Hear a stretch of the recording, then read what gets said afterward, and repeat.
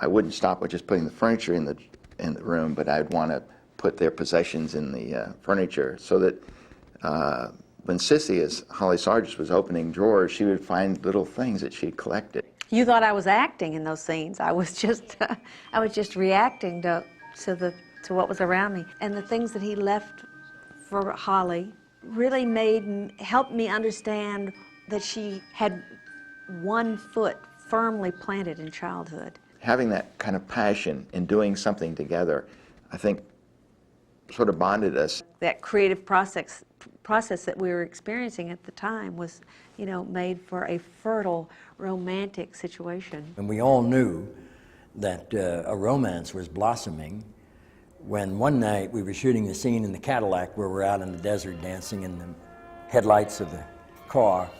Terry called from off camera, said, well, just have some fun now, just you guys do whatever you want. And I gave her a little twirl and I kicked her in the backside with my boot, just kind of a love thing.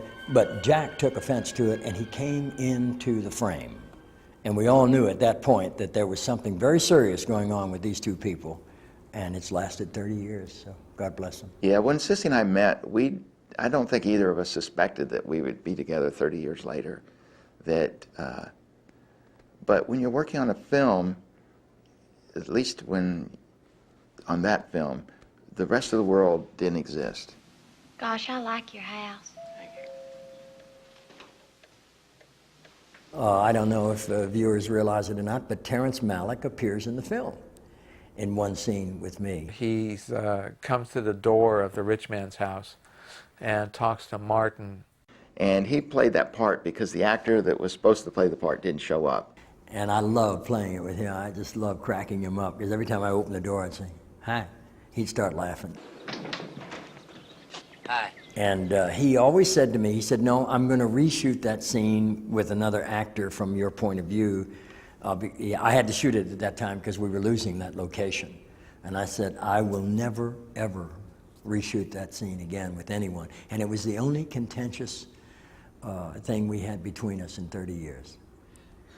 I said, he got angry with me. And I remember we coming back to LA, he was still talking about it. So, well, we got to get out there, we got to find a way to, reshoot that. I said, not with me. Oh, come on now, Martin. I said, no, sir. I will never reshoot that scene. No, that's there, forever, as far as I'm concerned, and I'm so glad it is.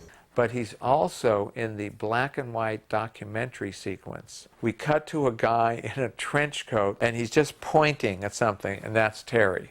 It's wonderful that he's in there. That film lovers today can at least, you can't get him for this interview, but you can see him on film. Really? In all three of his movies, he'll do cuts to people that you don't have any idea who they are.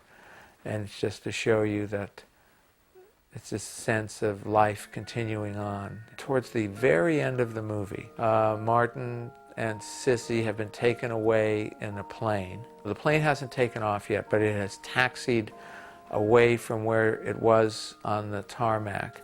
And we cut to a mailman carrying a sack of mail.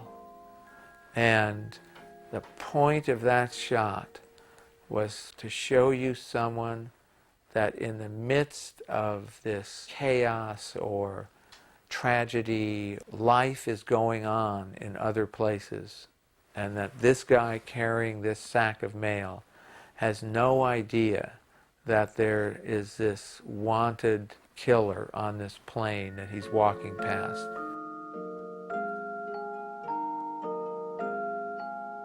Terry took the movie to New York before we were finished with it in a work print form and screened it for the New York Film Festival. It was bought after New York Film Festival by Warner Brothers. And I think they bought it the day they saw it. And I think they bought Mean Streets on the very same day.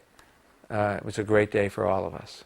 Vincent Canby's review is astonishing. I mean, he just says, basically, clear your head and get to the theater as soon as you have a chance to see this movie. Look out. They printed all the reviews, and they opened up in Los Angeles, they opened up the Village Theater, which is like a 1,500-seat theater.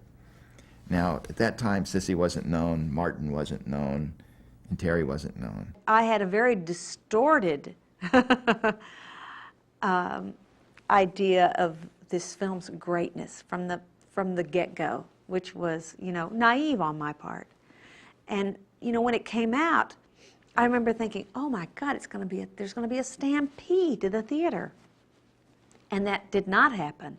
It was critically acclaimed, but it didn't make a lot of money at the box office. But, here we sit 30 years later, so I was right, you see. And over the years, I think it took about 10 years, and then they were calling it a classic. I think this film is a classic because of Terry, because he approached it and made the film he wanted to make.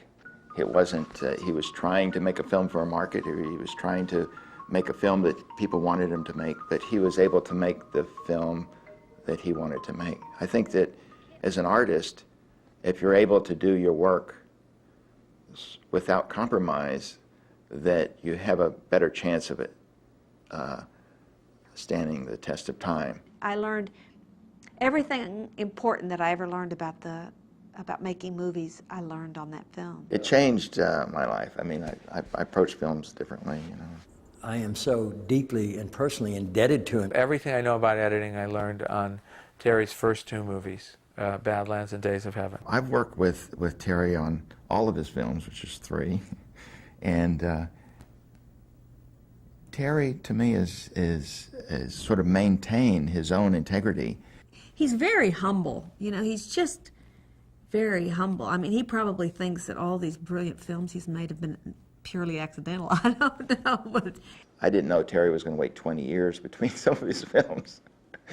But I think that it doesn't matter. I mean, I think if you do, one great film, it can be wonderful. If people say he only made 3 films, hey, that ain't bad, I think the reason they ask that is because his films are so good, they want more. But, you only get to paint the Sistine Chapel once. I don't know why Terry is so uncomfortable talking about his work, but I think that if you're an artist, your work is interpreted differently by every person who sees it, that they bring something to the work, and that if you talk about your work, you kind of minimize it in a way. he speaks through his work, through his films, and I, quite frankly, respect and admire that choice. He's just not interested in a public persona. I don't think there are any interviews of him. People think of him as like J.D. Salinger, this reclusive monk of a director, which he's nothing like that. So it's just fun for me that people see him like that, and I can kid him about that. And I get lots of phone calls. I have not lots, but I have been called by reporters and wanting to find him or get in touch with him, and you say to them, well, he doesn't like to give interviews, and so I can't help you with that. And I've had people get angry with me. I mean, people have yelled at me over the phone that he has a responsibility to respond to reporters, and I have a responsibility to let people know that where he is or how to get in touch with him. It's crazy. I don't know anyone shyer than Terrence Malick. It's a beautiful quality. Only he knows what's going on inside that head of his.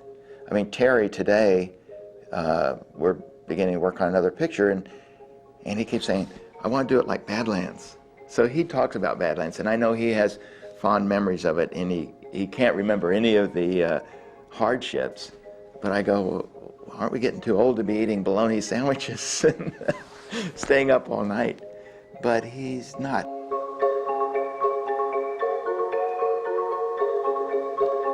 When I was nominated for Thin Red Line, for editing on Thin Red Line, I didn't know what I would say if I were to possibly win it. And they'll show photographs of the directors, or they'll show a shot of the director in the audience. And Terry wasn't there, so instead of showing, and they didn't have any photographs of him, and he wasn't there, so they showed a shot of his empty director's chair that had his name on it.